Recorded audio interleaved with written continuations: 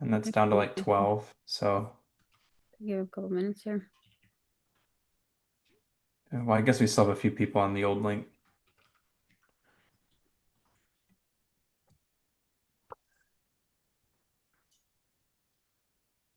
Sweet. While we're waiting, for anyone that's here, um, anyone have any questions that they want to throw out? Anything that they want to hear Rachel give a profound answer to? Exactly. Thank you, Cameron. You're so funny.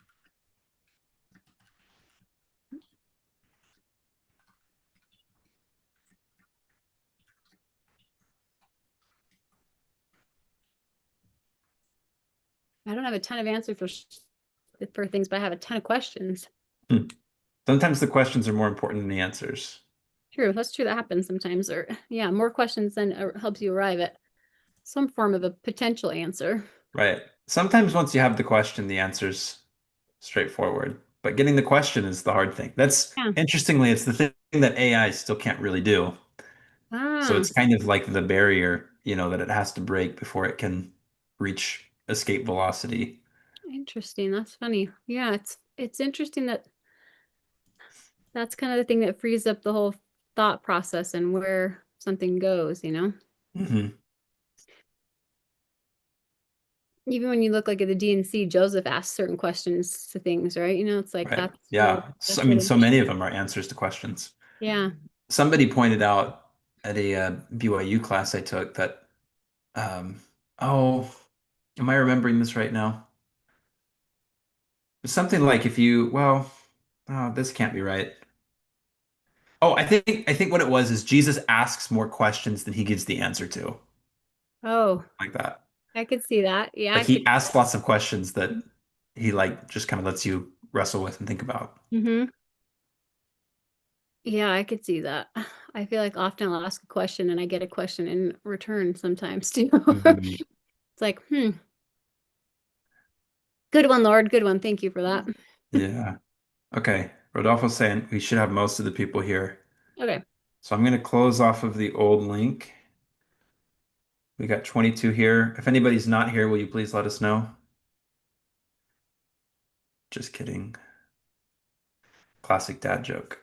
Funny. That was a good one. All right. Do you want me to start with the slides, Rachel, or what makes the most Yeah, we sense? can. I mean, so we left off. I know our link said Isaiah 12 this time, but we're going to finish up just the last few of 11. We only got, I think we read maybe like 10 through 11, 12 last time in chapter 11. Yeah. So we can start wherever you want. Yeah. Okay. You don't. Well, welcome everybody. In the chat, I was calling this the secret Isaiah class within the Isaiah class because we had another link and then we had to put a link in the chat on that stream in order to get everyone here because we were having some technical issues. So for those of you that made it, congratulations. You found the elixir. Um, I'm just kidding. I'm not trying to. Anyway. I like it. Um, so I'll go ahead and share out here. Rodolfo's feeling a little bit under the weather today, so it's just going to be me and Rachel. And oh, you know what? Actually, give me 1 second. You're fine. Mhm.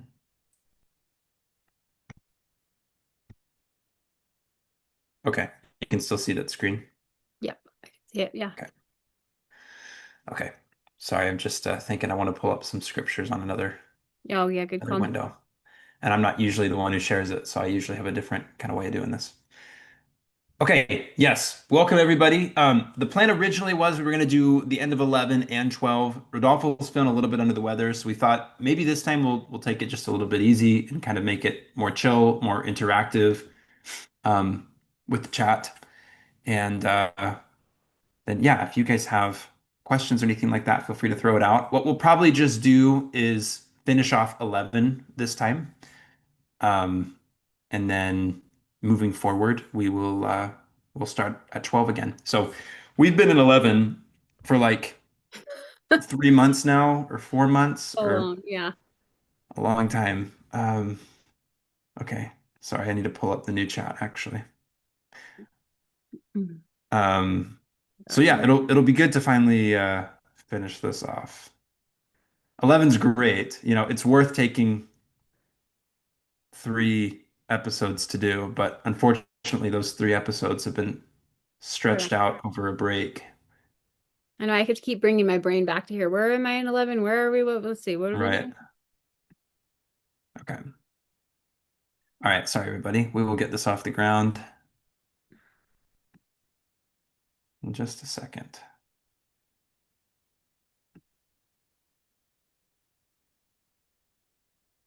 Howie said, I'm really not profound enough to offer a profound question. However, DNC 9, 7 to 9 is really about learning how to offer our thoughtful answers through the process of elimination and much pondering. Hmm. I don't know. I don't know DNC 9, 7 through Let's 9. see. That's the you took no thought save it was to ask, right? Must be. Let's see. Yes. Behold, you've not understood. You suppose that I would give it unto you when you took no thought save it was to ask me. But behold, I say unto you, you must study it out in your mind. Then you must ask me if it be right, and if it is right, I will cause your bosom shall burn within you. Therefore you shall feel that it is right. But if it be not right, you shall have no such feeling, but you shall have a stupor of thought that shall cause you to forget the thing which is wrong. Therefore you cannot write that which is sacred, save it be given you from me.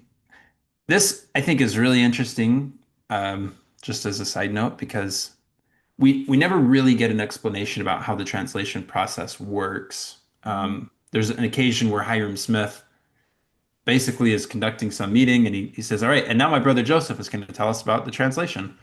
And Joseph gets up and basically just says, it's not meet for the world to know the mechanism through which the Book of Mormon came forth, or something like that, and then sat back down. And that was the end of it. He's like, and maybe, yeah, just kidding, not so much.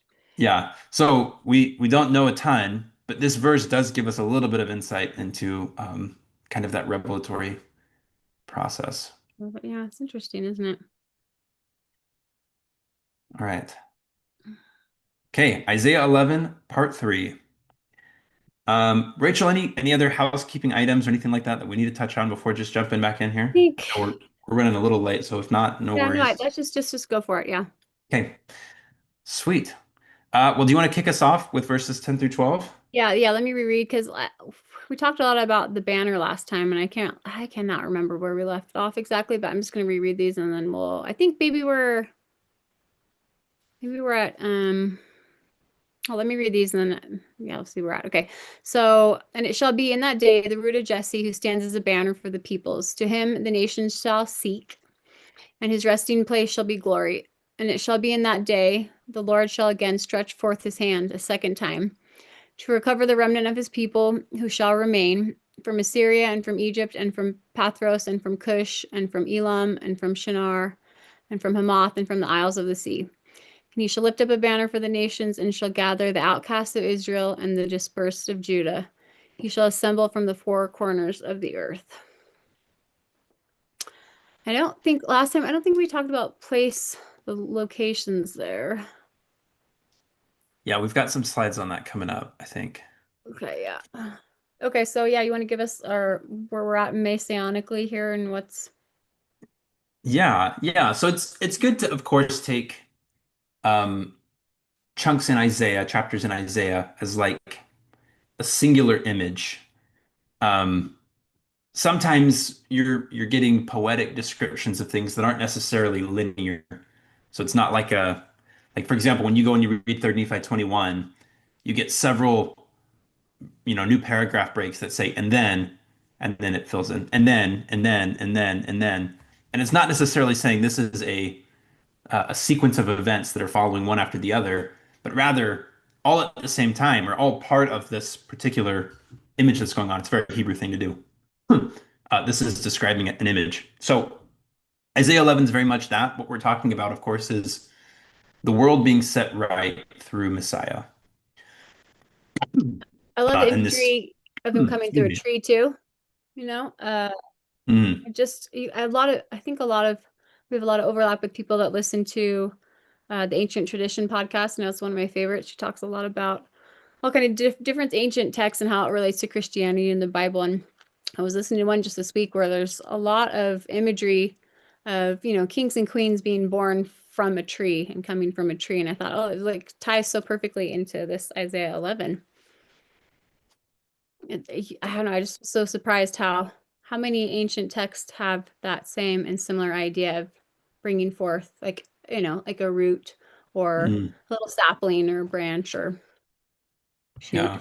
Yeah, how much of a common thread there can be with some of the imagery that shows up. Yeah. Yeah. Yeah. This, I mean, like part of why I love Isaiah is because you get literate in the language of prophecy, in a sense. And Hmm. once you understand the images that are being employed and kind of the meaning behind them and how they work, then you start to see it all over the Book of Mormon and the Doctrine and Covenants in particular, and it opens up a whole new world for you. Okay, yeah. So holistically, we're getting the sort of ushering in of this messianic kingdom, this long anticipated sort of setting of things right, and then the peaceful reign that follows. So that's kind of what we read in the very first part. Last time we talked about this root of Jesse and the idea of the Lord stretching forth his hand or setting his hand again the second time to recover the remnant of his people, and how there's a gathering that takes place, and that being a central component of the prerequisite work that takes place before the, excuse me, maybe I'm coughing now. Um, yeah, that takes place before the millennial kingdom is fully ushered in. So which is interesting. I'll say I'm not aware of at least any other branch of Christianity that puts an emphasis on the gathering, the idea of the gathering of Israel as being a precursor. But it's a very I was going to say a very thematic theme Yeah. uh, in the book of Isaiah. Yeah. Well, Um, you Go shared ahead. last time you shared Article of Faith number 10, right? The literal gathering of Right, Israel. You shared, right. yeah. Yeah, yeah. It's like one of the pillars of the Articles of Faith of the church. Yeah. Um, and there you get, Hugh Nibley makes this point. We get the order of events, right? The literal gathering of Israel, the restoration of the 10 tribes. Zion, the New Jerusalem, will be built upon the American continent. And then the earth will receive Christ that is coming, right? Um, so that's critical. So the gathering, I think we might have talked about this before, the idea that I think we talked about this last week, that gathering precedes the sort of revelation from heaven. So like you remember the body of Christ and then you always have a spirit to be with you as a result. Like you're putting it back together. Or Israel's gathered and then the power of heaven comes down among them in 3rd Nephi 21. So it's a resurrection imagery. Okay. Well, I think what we're picking up with, Rachel, are the locations here. So the Yeah. idea that they're being gathered from Assyria, from Egypt, Pathos, Cush, Elam, Shinar, Hamath, and the islands of the sea. So I'll click ahead here. And I think I have notes on one of I had more notes on each of the places, but this is one that was the most interesting, I feel like. But they each individually represent something, right? But then I feel like as a whole, there's something like probably embedded in those specific places and what they represent, and physically being gathered out of those places, right? Yeah. Well, and kind of what we're getting this paralleled with a little bit is the idea of gathering, right? Basically from the four corners of the earth. And so if you think like within the geographic region of where Israel is, Assyria, Egypt, Pathros, Cush, Elam, Shinar, Hamath, the islands of the sea. I mean, these are to the very periphery in some cases. But yeah, these I think probably serve as respective archetypes as well. So maybe you can tell us a little bit about what you've got Yeah. written here. Well, the Shinar one's super interesting because it, can mean like a place or country of two rivers. So it's like that place in between the two rivers, which we know is like Mesopotamia, I guess, between the Euphrates and the Tigris. Um, I guess let's see. So that area we know it as Babylon or Babylonia in, Sumerian texts. Let's see what else I have in the notes here. Yeah, just let's call it Babylon. Okay, so the thing that I love, anytime Nimrod comes up, I'm like, oh, Nimrod, interesting. So we know that his kingdom was Babel or Babel, and Shinar was actually the capital of that, where the tower was located. So super significant and probably symbolic with that, right? I know Nimrod's kind of come up recently in a few podcasts I've noticed in relation to maybe why we actually had the Iraq War and people trying to find the, Gilgamesh's tomb in relation to maybe Gilgamesh and Nimrod are the same character. So that was kind of funny. I just thought that it crossed paths around the same time here, but um the rest of these notes, they're probably important, but they're okay. Yeah, to me that was the most interesting. Was the connection to Babel? Hmm. Yeah. Yeah, what that represents. Let's see. I'm just trying to see what I have on the bottom here. Let's see. All of this points to sinister significance for Shinar as being the major center for the development of a culture and civilization built on a counterfeit religion, rebelliousness against the true God and his revealed word, the cradle of imperial tyranny and the enemy of God's people. In short, the epitome of wickedness. So it is funny that like this is a location where people are going to be gathered out. And obviously, only a remnant. It's not like all the people, only partial out of each of these locations if they represent something symbolic or maybe a type of people or a category or Yeah. Yeah. Well said. The other thing that's interesting here, I'll just go back to, hovering between verses 11 and 12. Um, Obviously, the Jews are really still the only um, clear ethnic lineage, if you will, that people can kind of identify and, you know, get something of a sense for as being, oh yeah, this connects back to Israel. But we have this promise, and this is replete throughout the book of Isaiah, that it's not just Judah that's going to be gathered, but the outcast of Israel, right? So if you Mhm. think we're splitting the southern kingdom and the northern kingdom was the 10 tribes, that was all of Israel, or it was called Israel. Its capital was in Ephraim. And then the southern kingdom was Judah, right? Whose capital was Jerusalem. So there's a promise here that they're both going to be restored. And of course, the reason that Assyria is significant is because the Assyrians are the ones that come in and initially scatter the northern tribe. So the fact that you've got Israel returning, not just Judah, but Israel, is significant. When I was in Israel in April or May this last year, um, I had the opportunity to ask a couple of people there the same question. So one of them was a Messianic Jew, the other one was an Orthodox Jew, just in different locations, different opportunities. And I asked them, so what's kind of your sense for how you see this gathering of Israel coming to pass? The restoration of like the tribe of Joseph, for example, and all of these other tribes. And both of them basically said the same thing, which is, well, we believe it's true, but as far as how that gets fulfilled goes, that's kind of a mystery. So, uh, Joseph Smith and the Latter-day Saints are the only ones I know that have a robust and beautiful, theologically grounded answer to that question. So, for has a what lot it's of worth. hope in it. Yeah, it is.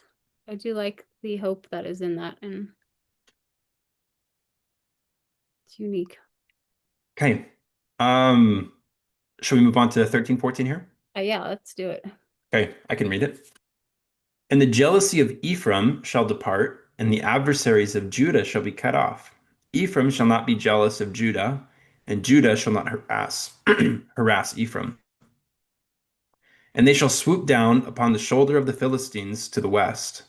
Together they shall plunder the children of the east. Edom and Moab shall be the reaching forth of their hand, and the sons of Ammon their obedience. So again, this picks up from verse 12, right? The idea that there's a restoration and a reconciliation that's happening between the northern tribe and the southern tribe. Excuse me, guys. So one of the messianic patterns is the reunification of the kingdom. So you see this show up in lots of stories, lots of archetypes and myths and whatnot. That when the rightful king sort of takes his place, that he's able to unite the kingdom in a way that it needed. that nobody else was able to do. And so this is in part what Christ does.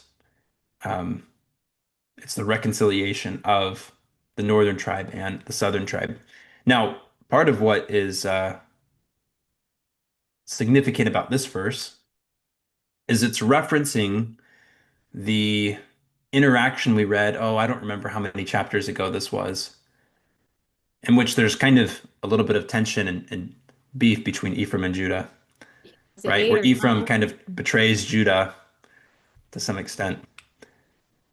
Sorry, did I cut you off, Rachel? No, no, I was just trying to think of where that was. Is it an eight or is it a nine? This is when I like Yeah, Rodolfo to just spit out the yeah, verse. somewhere in that realm, Yeah, in that yeah, and zone. they're referenced, yeah, quite a few times in here. So this is essentially the reversal of that scenario. It's saying, okay, once they were enemies, once there was jealousy, once there was harassment, now those things are going to be turned, and there's going to be healing where there was division. Um, so the kingdom is one, right? Christ and his people will ever be one, as we sing. And I have a couple slides unrelated topics to that too that we can talk about here. Okay, yeah, we can jump in there. Let's see. I think this one, I think this is Rodolfo is just showing a chiasm there that shows that the two nations go together. Okay, yeah. Ephraim's jealousy shall depart. Judah's oppressor shall be cut off. Ephraim shall not envy Judah. Judah shall not oppress Ephraim.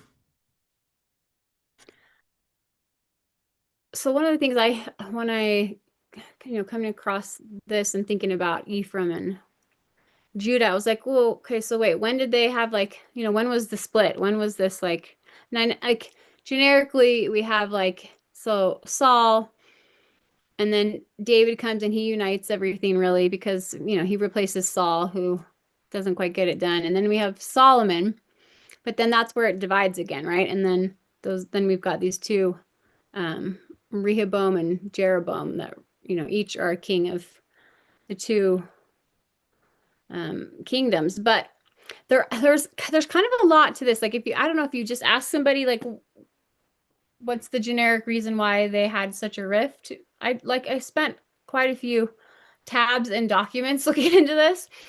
And there was I don't know, there's a lot of different ideas and things, and we don't have to go into all of them here now, but I did just put where at least you can start reading about it in First Kings 11 and 12 and just where that idea starts. Because like we're very familiar with them having this rift, but I was wondering, does it just go back to that, or is there something else? What's an example of this rift they have just between the two kingdoms? Because I also was thinking when I shared the story last time about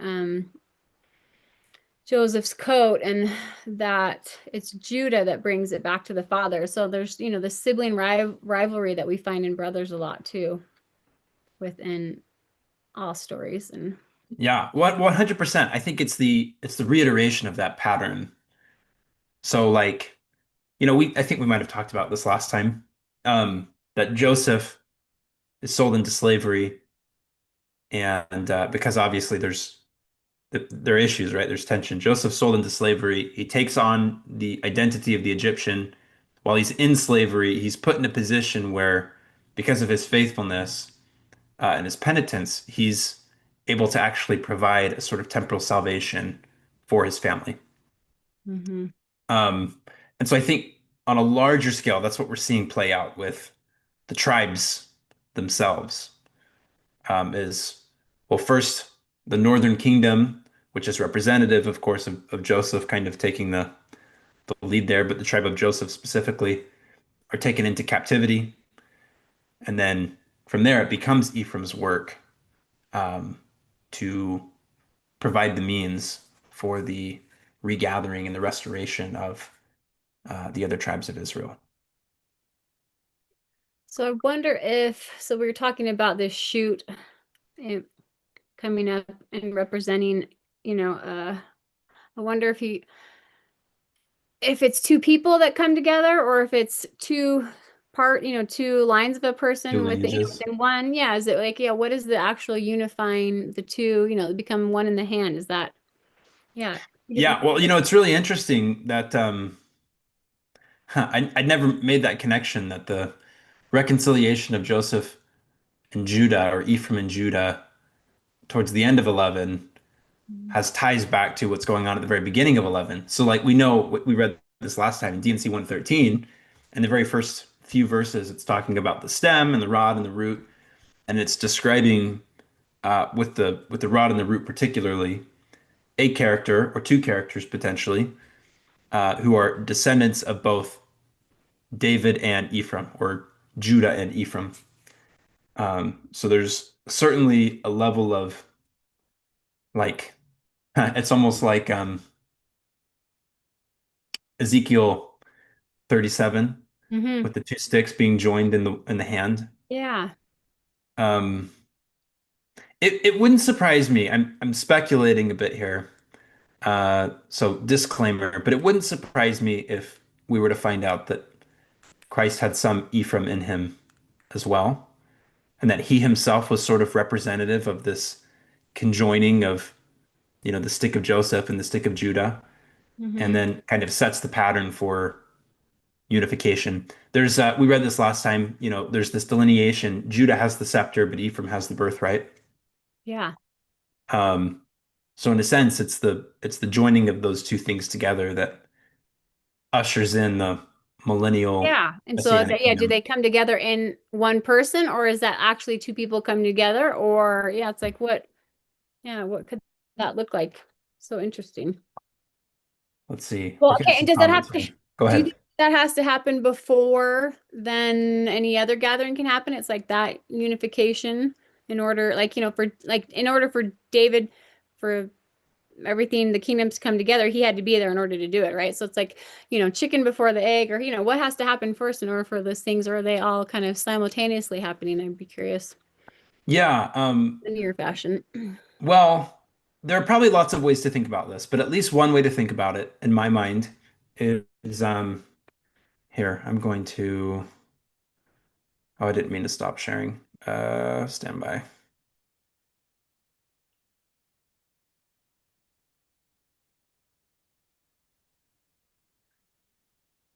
You're back. All right. Let's see. What was I just about to pull up here? What were we talking about like 2 seconds ago? Oh man. We were talking about what has to come first.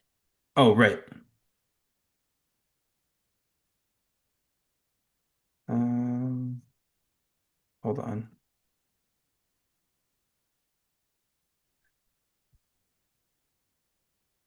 Just whip out our handy dandy notebook here. Messiah will set himself There. again. There we go. Yeah, okay. And behold, according to the words of the prophet Isaiah, the Messiah will set himself again the second time to recover them. Wherefore he will manifest himself unto them in power and great glory unto the destruction of their enemies. When that day cometh, when they shall believe in him, and none will he destroy that believe in him. Rodolfo pointed out that there's an allusion here with this word again to Joseph, right? Yosef. Mhm. Um, But we sort of have layers of things going on here, and I think that's kind of what we have going on in 11 generally. Uh,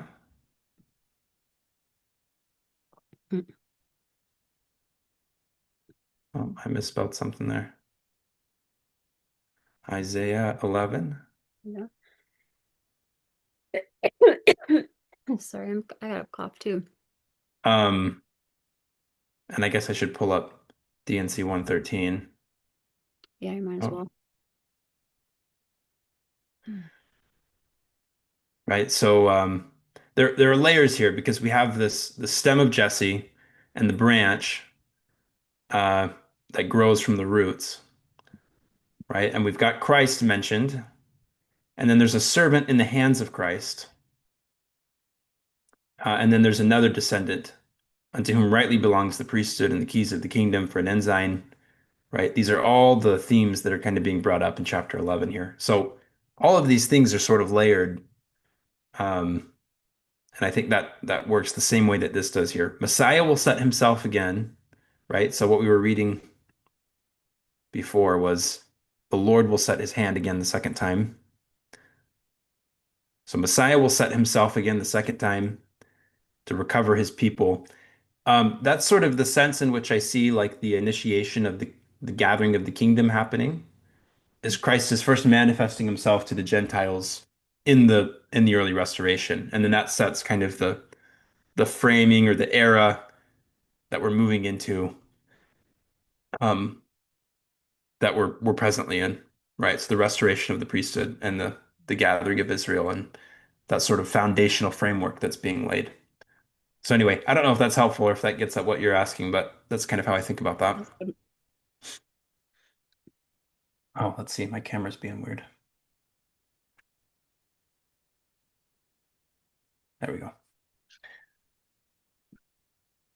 You're good. So my point being, yeah, if anyone wants to go dig into that and start looking in First Kings 11 is kind of where the story starts, and we see Solomon. He has many wives, and he starts building altars for his whichever wife it is to start practicing, some form of idolatry, and he goes off course. And, there's a combination of things that seem to set the dividing of the kingdom in motion. So I think that was interesting. And there's some individual stories that seem to actually play more into maybe personality traits or characteristics of each of the tribes and what their issues end up becoming. So I thought that was interesting in relation to wanting to heal whatever that rift is. It's like, well, to me as a woman, I'm like, I got to go back to figure out what is the problem. Why are we fighting? Why do like what's the why we're not getting along? I got to figure this out. So interesting. Let's see. So we've got some comments here. Look. Iron Will says, is the house of David still considered the royal house of Israel? Yeah. So Second Samuel 7 that outlines the Davidic covenant is pretty clear that Messiah will come through David's lineage. It will be an extension of the house of David. Um, and so of course when Christ comes to rule over the kingdom of Israel, that'll be the extension of the house of David and all those that he makes kings and priests under him, right? It's the extension of that royal line.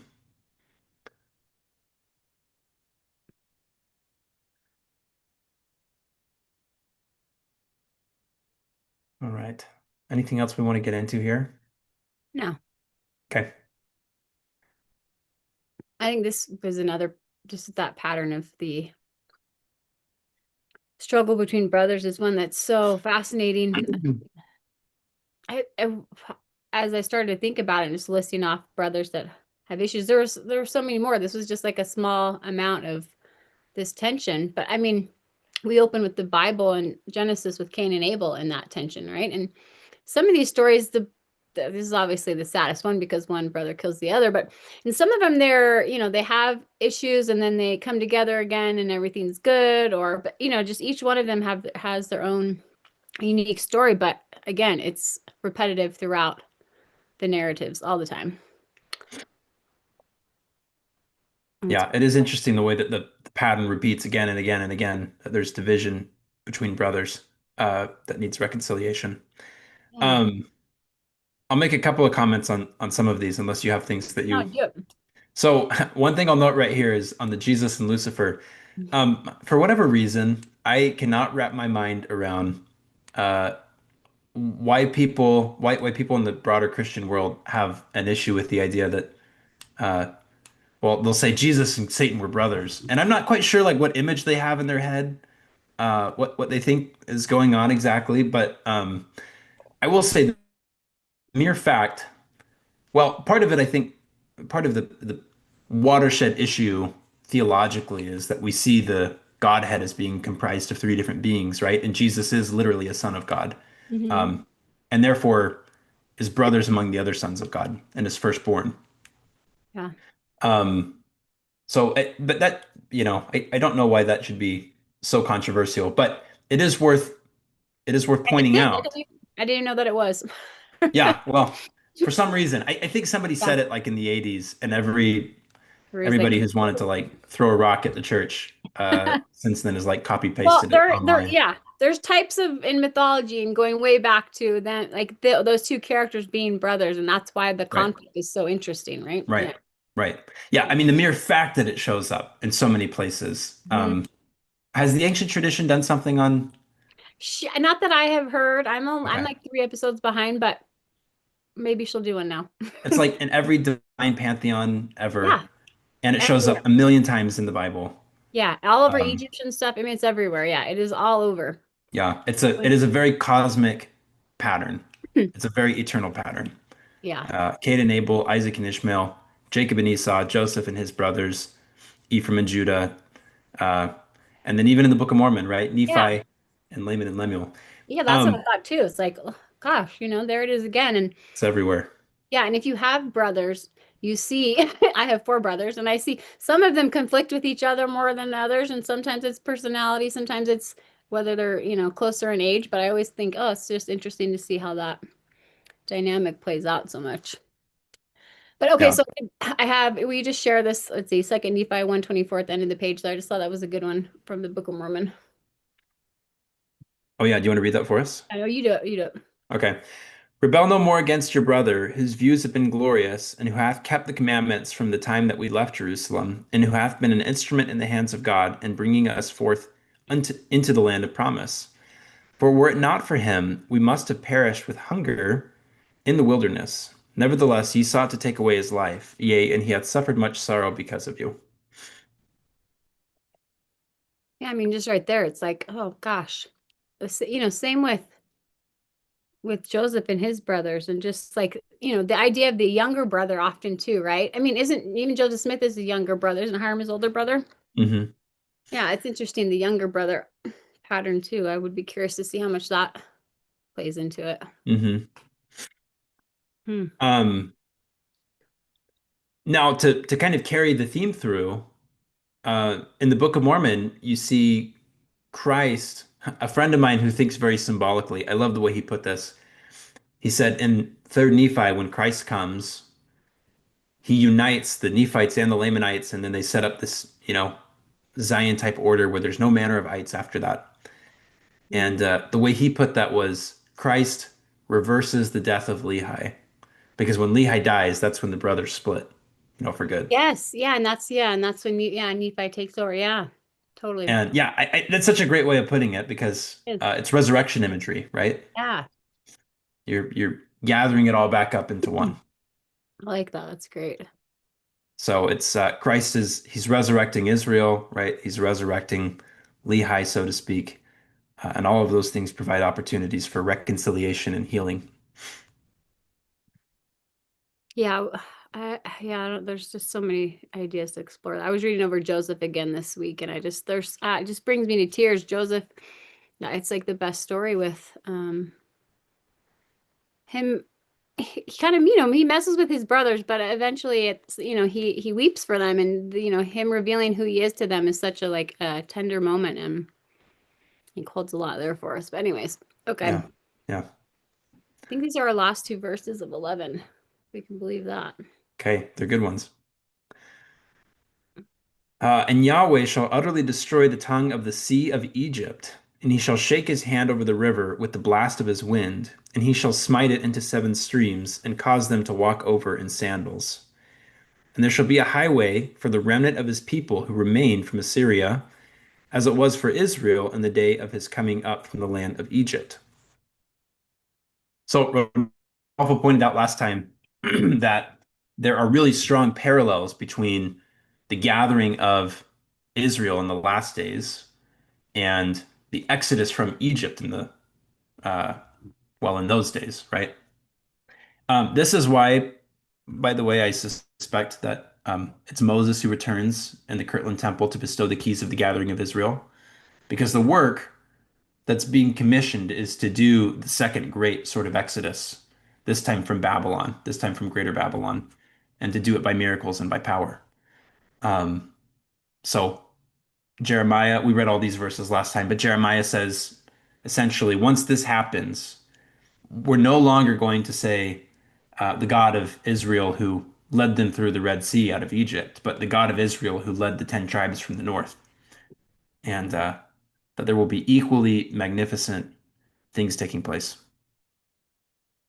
I've got some other thoughts, but Rachel, do you have anything that you want to? Um, I can't remember in what order of slides. So I was reading an article in our cache of Isaiah 11 articles that I didn't, to be honest, I didn't get through it, but I started to make a slide of it because so I've always seen this as like the Exodus is like the main theme with this verse here, but it it gave the idea that if it wasn't actually the remnant, it's more about the shaking the hand. Go ahead one slide here and let me see if I can't remember where I put it. Let's Go see. Oh, one you more. do have it. Is it Go this back one or there, this right one? there, that back one. Okay. This one. Maybe we can talk about it for a second. Then we can go back into the Exodus and talk about how. So I know like I said, I've always thought of it as this Exodus theme, but so in relation to the stretching forth of the hand a second time. So what I got from this article is that originally, like what this is in reference to would be that first Exodus, right? Moses leads the Israelites out from the Red Sea, or again, it could be I found a great thing about how it's actually could be instead of it the Yam Suf meaning Red Sea, it could be Sea of Ending or Sea of Boundary or the end of the sea, which I like that even better because to go beyond that or to part that has much more meaning than the Red Sea to me. But anyways, or it could also so this could also reference the return from exile in the time of Cyrus. And so, anyways, so both of those talk about recovering like a remnant of the Lord's people, right? I Hmm. thought that's what I'm familiar with. But this other interpretation I read, so it talks about that what the Lord is about to do again is not so much to recover his people as it is to raise or extend his hand, which I think that maybe you really needed to define what that is in the scriptures. But I just thought I'd throw it up here because I thought it was interesting. It's something different to think about. So if we talk about when did he stretch forth his hand the first time? In relation to the book of Isaiah, there's 5 times right before this chapter in 11 that this phrase is used at the end of a bunch of verses, and it says, "For all this, his anger is not turned away, and his hand is stretched out still." So I thought, I don't know if there's any connection to that playing into this idea of what the Lord's about to do again, and is it extending and raising the hand, or is it more about recovering the remnant of the people? There's kind of like two ideas. I would say there seems to be more context about that kind of leads to the Exodus and recovering the remnant, but we can't overlook the idea of what it means when he raises or extends his hand and it's stretched out still in these 5 times in Isaiah here, because each one of those has to do with judgment, right? It's like they're very interesting. So something fun if anyone wants to look this up. I just thought I'd add it in there because it was a different way of looking at it that I hadn't thought of, and sometimes it's kind of fun to chase down some of these ideas. Yeah, new angles, perspectives sometimes give you new insights. Yeah, even if you end back where you were at the Exodus again, I think it's great. It's just, yeah, it was interesting to me. So then, why the Exodus? And there's so much reference to it in Isaiah, right? It's like, and everywhere in the scripture, how many times does it say, to remember God who delivered you out of the hands of the Egyptians, or, whatever the phrases are. There's always this deliverance out of the hands and being led somewhere that is like key to remembering who God is and what he does for his people. Oh yeah, as a matter of fact, let's see, what's the first one that comes to mind here?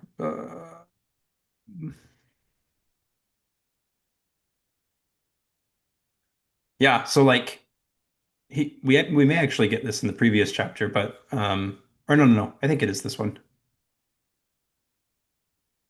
Yeah, the way that Nephi encourages his brothers is to remember this moment from God. And this is one way to think about this was the day of the Lord that they kind of could look back and reference as saying this is when God got involved and intervened on a dramatic world level scale. The arm of the Lord was revealed, so to speak.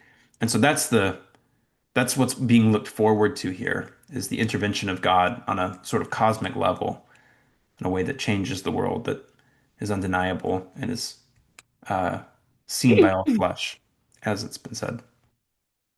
So that's how Nephi would encourage his brothers. DNC 103. Behold, I say unto you, the redemption of Zion must needs come by power. Therefore, I will raise up unto my people a man who shall lead them as Moses led the children of Israel. For ye are the children of Israel and of the seed of Abraham, and ye must needs be led out of bondage by power with a stretched out arm. And as your fathers were led at the first, even so shall the redemption of Zion be. Therefore, let not your hearts faint. For I say not unto you, as I said unto your fathers, mine angel shall go up before you, but not my presence. But I say unto you, my angel shall go before you, and also my presence, and in time ye shall possess the goodly land. Yeah, that's great. So there it is. Yeah, and then I was going to go to DNC 133 next. I saw that Iron Will had pointed out the connection there. Fellows. This is a word I never use, and so that's how I Nice. remember. I know the fellows. I like the fellows because there's like some kind of camaraderie there with that word that I Right. feel. That's good. Let's see. Where should we start here? He shall utter his voice out of Zion. He shall speak from Jerusalem. His voice shall be heard among all people. This is significant, of course, because in the Book of Mormon and the Doctrine and Covenants, Zion and Jerusalem get distinguished from each other, right? Zion is applied to being the inheritance that's allotted to the northern kingdom and the tribe of Joseph, and then Jerusalem, of course, is the inheritance of the southern kingdom. I didn't realize that actually. Yeah, yeah, yeah. Yeah, so the Americas becomes the new land of promise for the northern tribe. Mm. Um, so he shall utter his voice out of Zion. He shall speak from Jerusalem. We get some parallels there to Isaiah 2, Yeah, the law and the right? word forth out of, yeah. Let's see. Yeah, come ye, let us go up to the mountain of the Lord, to the house of the God of Jacob. He will teach us of our ways. We will walk in his paths. For out of Zion shall go forth the law and the word of the Lord from Jerusalem. And oh, I lost it. And the highway, I guess, is referencing that too, right? When they So I'll come back to that. Um, Here, I'm going to close it for simplicity's sake and just real quick. Okay. Let's see. Yeah, so we've got both of these places established in the Lord. Even the Savior shall stand in the midst of his people and shall reign over all flesh. And they who are in the north country shall come in remembrance before the Lord. And their prophets shall hear his voice and shall no longer stay themselves. And they shall smite the rocks, and the ice shall flow down at their presence. And then highways shall be cast up in the midst of the great deep. So this is the same language we get in Isaiah 11. Mhm. Their enemies shall become a prey unto them. And in the barren deserts there shall come forth pools of living water, and the parched ground shall no longer be a thirsty land. I think I'm kind of thirsty. I know. I just heard. And they shall bring forth their rich treasures unto the children of Ephraim, my servants. My assumption is that means scriptures. And the boundaries of the everlasting hills shall shake, shall tremble at their presence, and there shall they fall down and be crowned with glory, even in Zion, by the hands of the servants of the Lord, even the children of Ephraim. And they shall be filled with songs of everlasting joy. Behold, this is the blessing of the everlasting God upon the tribes of Israel, and the richer blessing upon the head of Ephraim and his fellows. So that really does connect to or to Isaiah 12, which we'll do next time with the singing the praises after Mm, being delivered in the Exodus and the waters and all that. That's a good connection. yeah, yeah. It's fun once you start to see some of these. You'll see this all over the Doctrine and Covenants. I was just So, reading about songs of like, joy and whatnot earlier today. question. I just noticed earlier in the same where it talks about smiting the rocks. What does it say? Smite. You're right there. Smite the rocks and the ice shall flow down at their presence. It's funny because Moses, before when he smites the rock to get water out of it, he kind of gets in trouble by the Lord for doing that. But here's another example of like smiting a rock, but then Oh, ice interesting. flows down, right? Yeah, it's funny. Hmm, hmm. I don't I know. wonder if that's another instance of like the redemption of things that have maybe been less than ideal in the past. Yeah, yeah, interesting. I mean, the comparison to Moses is pretty apparent. So Yeah, yeah, that's interesting. yeah, you can't. Um, Parley P. Pratt, well, in Isaiah 11, Parley P. Pratt, when he writes a voice of warning, references that verse at the very end that we just read. There will be a highway for the remnant of his people, which shall be left, right? from Assyria, like it was to Israel in the day that he came up out of the land of Egypt. So if anyone ever tries to tell you that they've outgrown the idea that this could be a literal sort of thing, and it's like, oh well, I used to think that when I was a kid, and I've heard people say this, Heard but a lot, now I heard I've a lot I've I've actually. come to this less sensational conclusion that it's Yeah. like, oh, it's just like missionary work, and it's the straight and narrow path, and of course, spiritually, like there are layers of patterns to this, and of course that is going to be the case. But the fact of the matter is that in the end times, everything comes together and it plays out literally. And so Parley P. Pratt, when he's writing A Voice of Warning, says, "Well, it's going to be apparently as literal as it was in the days of Egypt." That's our reference point. That's our comparison for what this highway is going to be like. Well, yeah, I hate to say I'm hoping so. I mean, I believe it, right? It's like I'm here for the sensationalism at this point, right? It's like I've believed my whole life. I've gone with it. It's like I'm sticking with the narrative. I'm sticking with the scriptures. This is, if I'm wrong, that's totally okay. And if it's, so, another religion wins, fine. That'll be totally okay. But yeah, I got to stick with the narrative here because it seems great. Why not, right? Yeah, and again, I mean, I've never heard anybody else give treatment to like this verse I like the high. like Oh, you so get in the yeah. Restoration. So the highway. Um, I Oh, I would think just, we've got slides on this. Let me jump back over. there is a couple, but let's see. But I mean, so Exodus here, I was just wondering, it obviously plays a template into an end time Exodus, and whether that initially plays out for somebody as a spiritual Exodus, we're hoping for physical one too.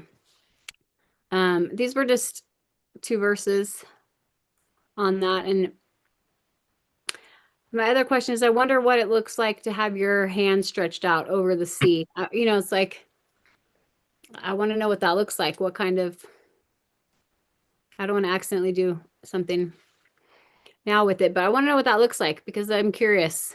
We have so many different hand, arm symbols, gestures, temple related, all kinds of things, like there has to be something specific that Moses did and what that looked like and what that, as a powerful stretching out of the hand or arm, what that looks like. I'm just so curious.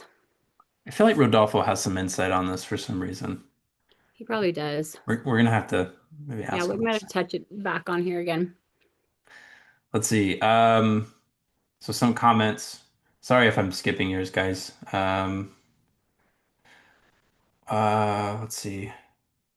My Hebrew tutor shares that the first Exodus is about the Jewish people coming out of the narrow, dark spaces, bondage into open light space, freedom. Heard it like that described as actually like a birth canal. It's them being birthed as, God's people through Great point. the Red Sea, which makes great symbolism. Well, and so anytime you have this, anytime there's an Exodus, it always like goes over a body of water. Hmm. Uh, Oh, there is something. Well, because it's like okay. So think about like the story of the hymn of the pearl. Like there is like when you come down to be into a place or you're birthed somewhere, there is a crossing of like waters, right? For that represent rebirth or death. Like even in the Book of Mormon, there's a part where it talks about Lehi and Sariah, where they're like brought down to their watery graves because of what Laman and Lemuel are doing. I can't think of what the exact word is, but it is like watery grave or so there is something like even when we look at Job where it talks about him with his head being all the way down to the bottom. It says the weeds were wrapped around it, but again, that's that same word for Suf, which is like, the Reed Sea, the Red Sea, there's all these ideas, but the water being birth or rebirth, or you're right, there's always a crossing or crossing that boundary of water, spiritually, physically.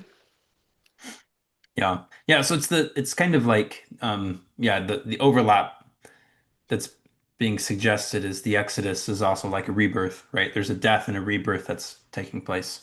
Mhm. And Um, water is such a good, right? Too much and you die, not enough and you die, like the balance of, and hmm then the dry land, that's another great symbolism. So the highway, is the highway the dry land or is the highway water? I mean, like, In Isaiah 2, it talks about is it streaming to the mountain of the Lord. I think that's the word in Hebrew. But to me, like I see that with like more fluid and the flowing motion, But then there's dry sandals, dry ground sandals and walking across it too. So I don't know what I can see two different, totally different Oh, ideas. I see what you're getting at. Yeah. Yeah. Um, Like a yeah, I mean, I think streaming, certainly both things like a apply. Yeah, just in their own context, depending on yeah, I the could go either imagery, way. right? The idea I think of running water more than anything is it's something that comes down from heaven, and Mm, it's like grace flowing down. Um, Whereas I think what's going on here is there's a path through the chaos that's being carved out, right? It's like a path is being opened up yeah. for them to come through. Let's see. Yeah, perhaps the same thing is happening with the lost tribes. Absolutely. Um, where the recovery, God is leading them out of dark, narrow spaces into the light. He's parting the river that prevented their return to Jerusalem. Yeah, I think all of these things are layered on top of each other. And the beautiful thing about what happens in the end times is that all of these, the spiritual and the metaphor and the types and shadows all come together and express themselves at the same time. So it's this great sort of um, crescendo, right, of all of the different melodies and notes that have been played throughout scriptural history. Um, say the so can we say the physical demonstration of God setting his hand a second time has not happened? Um, yeah, if we're connecting it to the sea here.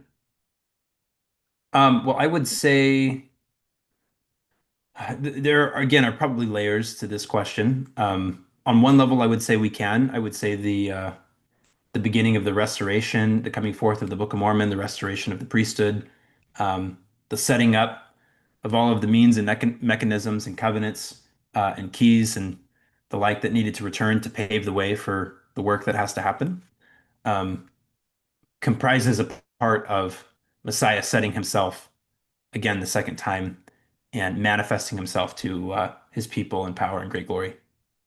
So this is, as it were, the day that um, he's manifesting himself to the Gentiles, and the question is, what are we going to do with it? So it does have a climactic ending, though, right? Which is what we're describing here. Crossing the water is very Abrahamic. Abraham being called the first Hebrew, meaning to cross over. Oh, I didn't know that, or to traverse. Hmm. I did not know that. I didn't know that either. Yeah, well, I mean, and certainly with the idea of water, yeah, that fits right in. There's a reason that the last days. Did we read this last time? No, I think we were just reading this in Come Follow Me Sunday School recently, right? With the days of Noah, Matthew 24 describes uh, the last days as being like the days of Noah. Joseph Smith once said something to the effect of Noah came before the flood, and I come before the fire. Um, so there's a latter day flood as well. But again, it's the same pattern of baptism, right? That's kind Like of water by water, yeah. this rebirth. Yeah. I understood 14 and 15 was David, the end time servant, and the 144,000 bring the remnant out of Assyria. Verses 14 and 15.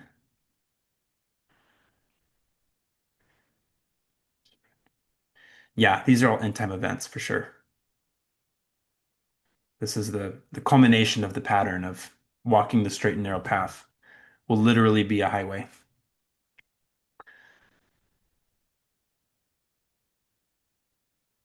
Okay. Oh, yeah. So there are some other connections to Isaiah itself here. Um, in 51, awake, awake, put on strength, O arm of the Lord. I'm never used to this new translation. I know it's hard, isn't it? Awake as in the ancient days and the generations of old. Art thou not it, or he, that hath cut Rahab and wounded the dragon? Art thou not it, or he, which hath dried up the sea, the waters of the great deep, and that hath made the depths of the sea a way for the ransom to pass over? Therefore the redeemed of the Lord shall return and come singing unto Zion. and everlasting joy shall be upon their heads, and they shall obtain gladness and joy, and sorrow and mourning shall flee away. Yeah, so to bolster the point even more, the imagery is all pretty explicit there. Yeah, it's funny that God, there's just so many different little things in this that connect to so many other things. There is so we're talking about the return of the remnant. Um, and it is worth noting here. Let me pull this back up. Let's see, fellows. Where are fellows? Here it is. Their enemies shall become a prey unto them. So they'll have enemies that they're coming to make war with. Um, and anyway, maybe we'll touch on who that is and what that means and looks like sometime. Yeah, Um, but this connects back to things we've talked about in previous chapters, chapters 9 and 10, right, with the idea of uh, the Israelites throwing off their oppressors, like they did with Gideon and with Joshua. That there's a similar sort of Zion's army type thing going on here. As a matter of fact, this has similar connections to DNC 103, right? The idea that Zion's army is going to redeem Zion by power. So yeah, we just talked about worth that. pointing out. Yeah, We've talked in the past about the idea of the remnant being like the Lion King is so good for so many things, right? Um, but yeah, it's the people that were pushed out to the periphery are now coming back to reclaim what was taken from them. So, I wonder if there's a parallel idea here with the Jaredites crossing the waters, and the wind that blows them and carries them through, and as another type of, a way that the redeemed might pass, or symbolically that the Lord takes you through somewhere where it seems like you couldn't go or couldn't pass through, or and he leads you through that and delivers you. mm, Similar type with that, maybe. yeah, there's some mysterious stuff going on with the Jaredites for sure.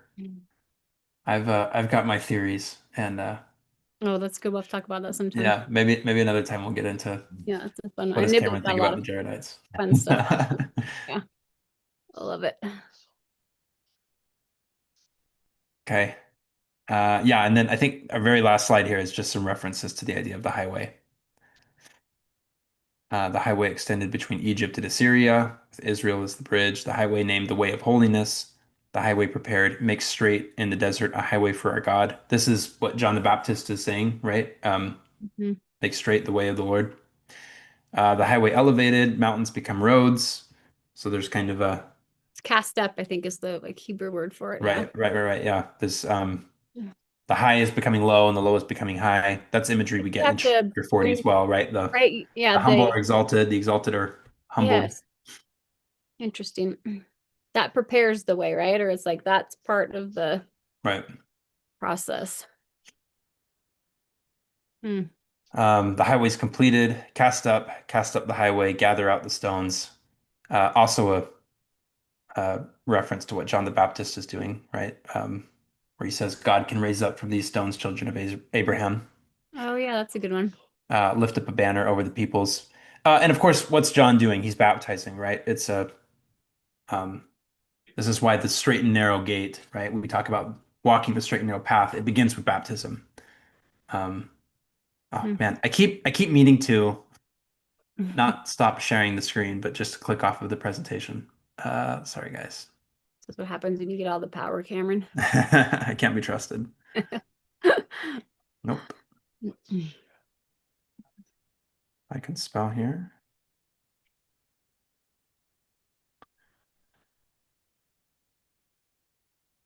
Um, so you might wonder, like, when Nephi is shown this vision of Messiah, and he's using these chapters here to culminate his talking about the, chapters of Isaiah and his prophecy as it relates to the latter days. Why is he bringing up this stuff about Jesus's baptism? And in context of what we're discussing here, you can see how it all fits in, right? Why is it that that like of all of the things that Nephi could see, he sees John, the prophet is preparing the way for Jesus, and then he sees the baptism of Jesus. Why do all these things matter? And it's because they're fulfillments of these prophecies, right? They're iterating on the prophetic pattern of one coming to prepare the way, to make the path straight, to exalt the low, and to bring, those who are high down. Yeah, I think I meant to say that the other way, but Yeah, flip it. You got it. you're, yeah, it's Well, the and it's you the need to, inversion, right? you have to maybe see it too in order to process it, to know that it, to know, to be able to testify it of yourself, to come to that knowledge of truth, right? It's like that revelatory experience of seeing it and then being able to share. Let me see if there's any other comments or questions here. Let's see.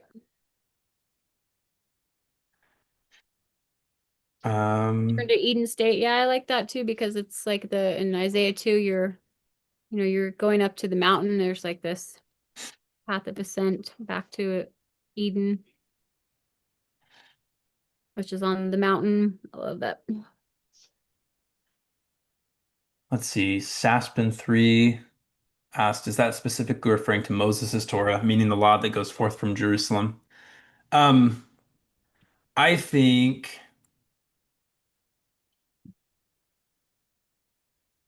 You could open it up and click on the Hebrew here. I think that's um, what it is, but I don't yeah, know the Hebrew word for it, but I don't know what, yeah, the reference, what it's I'm talking about here in Isaiah.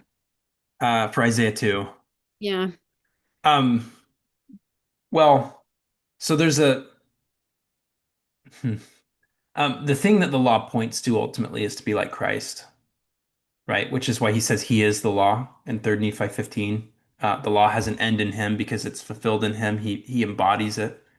And ultimately, what that state of being is, what the name of Christ is, which is the law, um, is consecration. It's the celestial law.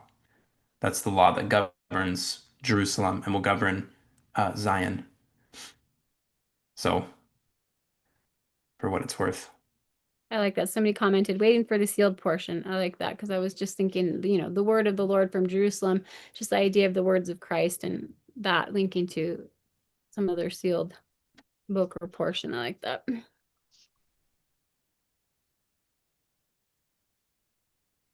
Hmm. All right.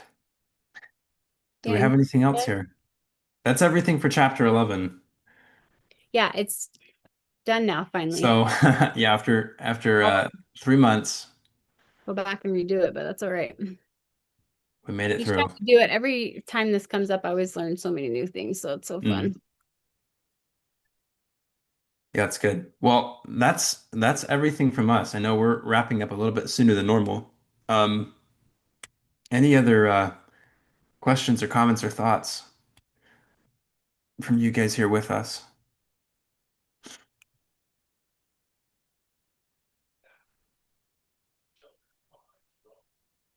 Good, I guess. Everyone's like typing like mad now before I Yeah. Shoot. Oh. call it. Okay, so next week we're going to tackle 12. 12 is a really short chapter. It doesn't have very many verses. It's all about singing and praise, and there are some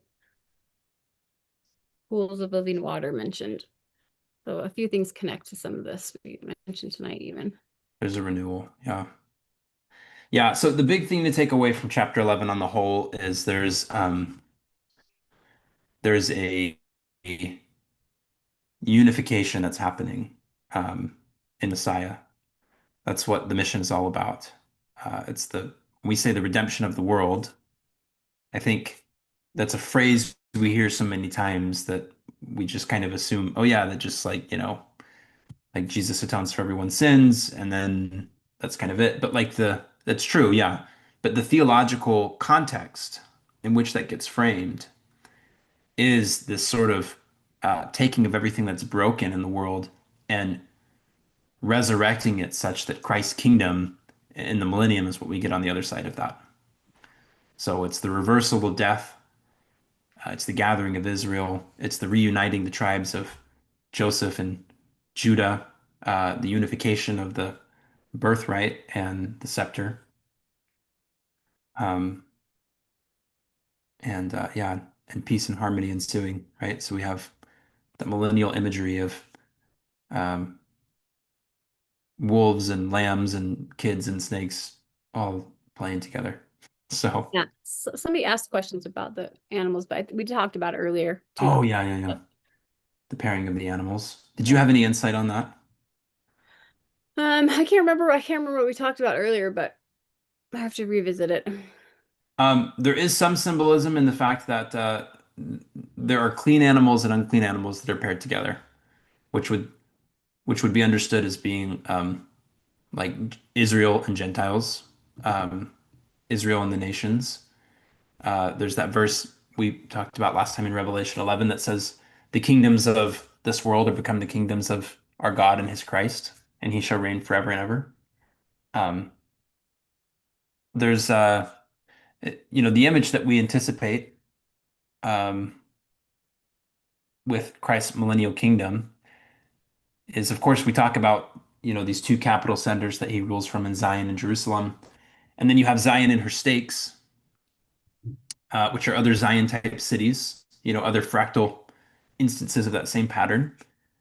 Um, but then outside of that, you still have the nations of the world, but of a terrestrial nature, right? And they all live in harmony with and look up to uh, Christ's kingdom, which stands at the head. And the reason that there's peace is because Christ rules.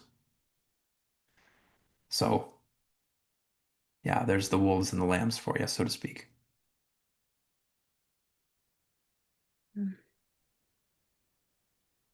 Um, Howie, thank you for your appreciation.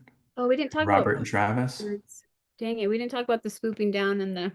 That's true. We just kind of skipped over that. I forgot the corners and the birds. There is a link to the idea of swooping in a corner of the wing and the bird and a few verses back, but we'll come across that again in Isaiah 40 when we talk about In 4 years, when yeah, we get for to your that one. I know. Sorry, we're trying to be as consistent as we can with all the other things going on. It's like mm, Yeah. Um, yeah, well, so I guess I would just say think about the symbolism of wings, um, and the imagery that gets used when it comes to birds. Uh, yeah, the covering Holy Ghost and the dove and angels nesting themselves in the trees, and it's the um grain of the mustard seed. I actually think too, I can't remember who's drawing, you will know this because it's like church history, Cameron. There's a drawing and it looks like if you were gonna like dissect a feather and it has a strip up the middle and it has little slides on it. It looks like you were drawing all like the little pieces of a feather, and that's like the someone drew it and it represents like Oh, is that the kingdom of God model you're yeah. thinking of? Yeah, and everybody comes under like a little, do you know what I'm From talking? Orson Pratt? Yeah, uh-huh. I always think that looks like a feather deconstructed and like the veins of it, and that everybody comes under a little thing, Or and is it Orson Hyde? in relation to a wing representing, There we go. a arm of protection, a shield, a shelter, and it seems like it fits under that. But yeah, that Wow. one. Yeah, if you draw, see how like you draw those little lines, you would do that on every single little line.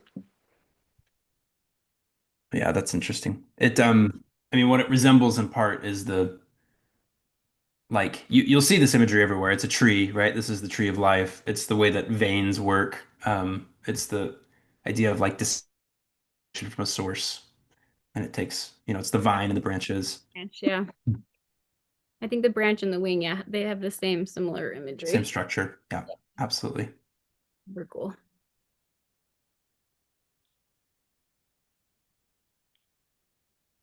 All right. Okay. Thank you. So nice. Yeah. Thank you guys for being here with us. Thanks for bearing with us as sickness is going around and stuff. Um, I think that's everything from us. So we'll get into chapter 12 next week.